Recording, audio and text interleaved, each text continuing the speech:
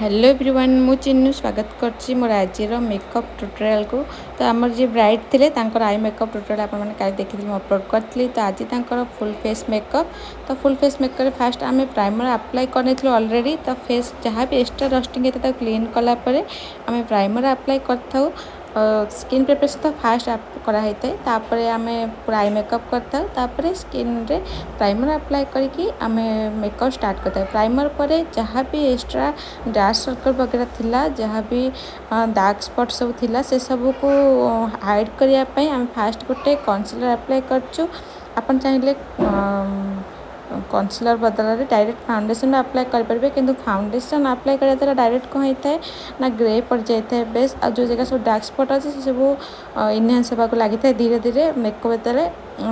Skin रे melt कर लगी था से यहाँ इनहांस होता है। तो से सबुठ बेस्ट ऑप्शन आपण जिते बड़े भी मेकअप कराउछंती आपणकर डार्क सर्कल वगैरह जहाँ भी सब डार्क स्पॉट अच्छी से सब को हाइड निश्चय करने। हाइड करने द्वारा आमको बहुत सुंदर बेनिफिट मिलता है। आपणकर मेकअप भी लॉन्ग लास्टिंग होता है, मेकअप ग्रे भी पड़ना थाए। सबुठ बेस्ट होची आपण स्किन टोन रो कोनोसी भी कैरेक्टर यूज करेंगे जोटा कि आपन को ग्रे हवा को जमा भी दबनी। जदि ऑरेंज कैरेक्टर यूज कर न्यूट्रलाइज करने निश्चय पड़ो। बिना न्यूट्रलाइज रे आपन ऑरेंज कैरेक्टर यूज करेंगे तो सी किस समय पर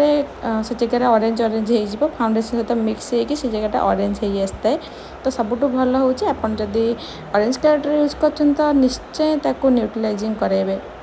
ताठू भल आप स्किन टोन रो कौन भी कन्सीलर यूज करने तो आप डार्क स्पॉट भी हाइड हो जहाँद्वारा आप बेस्ट कौन प्रकार ग्रे भी पड़ोनी। तो तापर आम फाउंडेशन को आसीजा ब्लेंड कर जमा बुले बहुत ही लाइट वेट हाथ में ब्लेंड करवा। तापर आम फाउंडेशन दबा बहुत ही मिनिमम कारण आम स्किन टोन देख पाते केते लाइटली पूरा जेंटल स्किन जोटा कि स्किन से कौन प्रकार ट्रिटमेंट भी कराती स्किन देख पारे एमती कि से फेसियल भी करे नथिले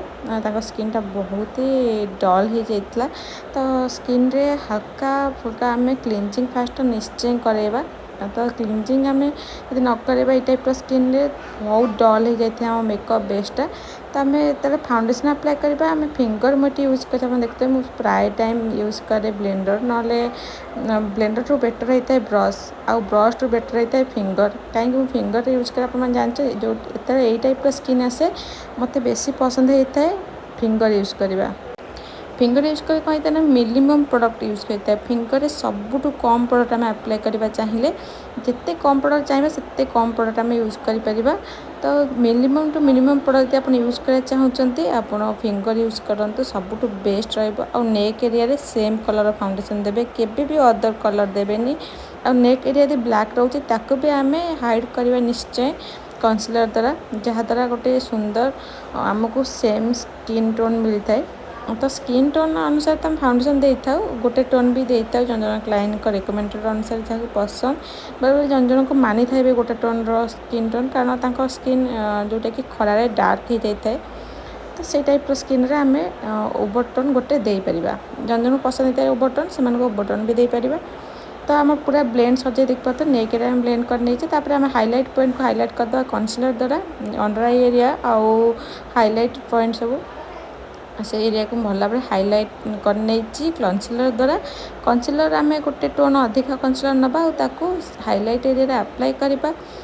चाहिए आप ब्रश भी भल भाव ब्लेंडेबल करके अप्लाई करेंगे ब्लेंडर हल्का ब्लेंड करेंगे। चाहिए एमती टैप टैप पॉइंट रे अप्लाई कर ब्लेंडर ब्लेंड करेंगे कि ब्लेंडर ब्लेंड आप करेंगे ध्यान रखिए बहुत ही स्पीडी आपको ब्लेंड करा पड़ो ना से जगार से जिनसा सुखी जाए कारण मैटिफ्राइंग आम करचे जेहेतु खरा दिन चलती मैटिफ्राइंग वाला प्राइमर मैटिफ्राइंग सब मैटिफ्राइंग यूज करा द्वारा आमको कौन होता है ना से मेकअपटा लॉन्ग लास्टिंग आसता है। जदि आम ये ऑयली वाला यूज करवा कि ल्यूमिनस यूज करवा तो आपन को से मेकअपटा लॉन्ग लास्टिंग होनी आउटा बहुत कम समय झाड़ बाहर स्टार्ट करवा। तो मैटिफाइंग प्राइमर ही यूज करूँ मैटिफाइंग सब किसी मैटिफाइंग ही यूज करूँ भल भाव कन्सीलर ब्लेंड कलापर आम पाउडर करना पाउडर करा पूर्व हल्का हाथ में मिक्स करना जमती कि सबुआड़े भल भाव मेल्ट हो लगे। तो तो गोटे जगह जमती प्याची प्याची टाइप्र न लगे पाउडर तो से टाइप्र आम अप्लाई करवा बहुत ही लाइट वेट हाथ में अप्लाई करें फास्ट अंडर एरिया अप्लाई करें जमती कि अंडर एरियाटा आमर व्हाइट फास्ट प्याची हो जाए लाइनिंग क्रिस्ट लाइन आसी जाए जो लाइन पर क्रिस्ट लाइन थे तो आम क्लाइंट तो बहुत सारा क्रिस्ट लाइन अंडर एरिया सहित डार्क स्पट भी बहुत डार्क सर्कल हो जाता आखिरे आखि तल पूरा कला हो जाता तो से टाइप आखि जो आमको मिलता है देखापी तो आमको पूरा डर ही लगी था भाई तो बहुत सारा ऑरेंज कलर आम लगेदे जहाँद्वारा आमर अंडर आईटा कभर हो जमा भी नुहे ऑरेंज कैरेक्टर बिना भी आम कभर कर गोटे स्किन टोन कलर रे तो नेक एरिया पाउडर देवाक जमा ही भूलें पाउडर भल भाव में अप्लाई करते बढ़िया से पाउडर पूरा नेक एरिया अप्लाई कर फेस अप्लाई कर आम करना ब्लश तो ब्लश आम आई मेकअप कलर अनुसार ब्लश ये अप्लाई कर ऑरेंज कलर ब्लश यूज कर बहुत भल मानी स्किन को भी से कलरटा जेहेतु स्किन टोन डार्क टाइप रही डस्टी स्किन ऑरेंजटा बहुत भल लगी तापर आम हाइलाइटर को आसी जा हाइलाइटर बहुत ही लाइट वेट अप्लाई कर कारण स्किनटा जो टाइप्र से हिसाब से आम हाइलाइट जो अधिका देदेव फेसटा बहुत ही हेवी लगे तो आम लाइट वेट हाइलाइट करिया हाइलाइटर तो सेम यूज कर मुझे अप्लाई कर बहुत ही हल्का फुल्का अधिका अप्लाई करनी अधिका अप्लाई करना तो हेवी देखा फेसटा जमीक मेकअप लाइट वेट दरकार था तो तापर मु लिप्स कलर करने लिप्स कलर मुझे गोटे कलर यूज कर सब मुझे दुईटा कलर अप्लाई करते देखिथे तो मो क्लाइंट को रेकमेंड था कि अधिका हेवी लिप्स चाह नथिले लाइट वेट चाहिए तो कटोरिंग भी चाहूँ से गोटे कलर ही अप्लाई कर फास्ट लाइनिंग करने भी तापर मु लिप्स कलर अप्लाई करने भी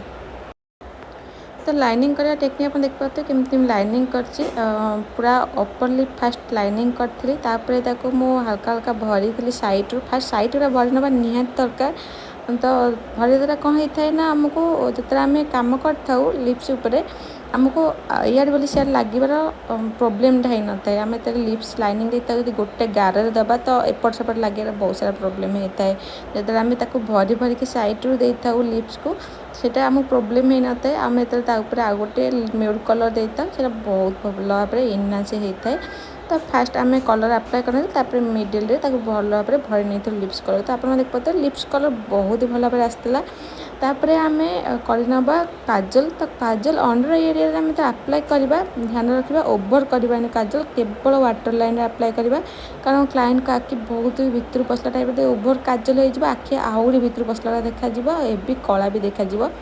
तो से आम बहुत ही लाइट वेट अप्लाई करवा ऊपर साइड तो अप्लाई करने जाइए तो क्लाइंट बारंबार आखि बंद कर देते जोटा कि मतलब बहुत असुविधा होता ऊपर साइड अप्लाई करने को ऊपर साइड में बहुत सारा क्लाइंट को अप्लाई करे जार आखि एमती टाइप होता है हुडी आई पाखापाखि एमती टाइप मिक्स आईस होता है ऊपर साइड अप्लाई करने को निश्चय पड़ता है कारण आखिटा एमती अनेरा तल टाइप लाइनिंग सब देखा जाता है तो भल भाव काजल भी अप्लाई कर काजल पर मु हल्का गोटे ब्राउन कलर नहीं आमर जो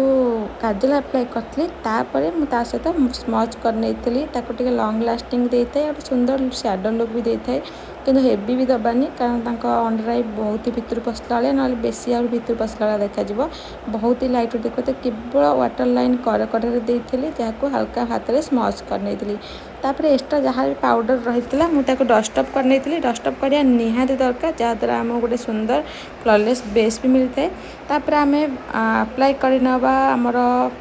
लास्ट काम जोटा कि हूँ फिक्सर तो लुक आमर कंप्लीट हो जाइए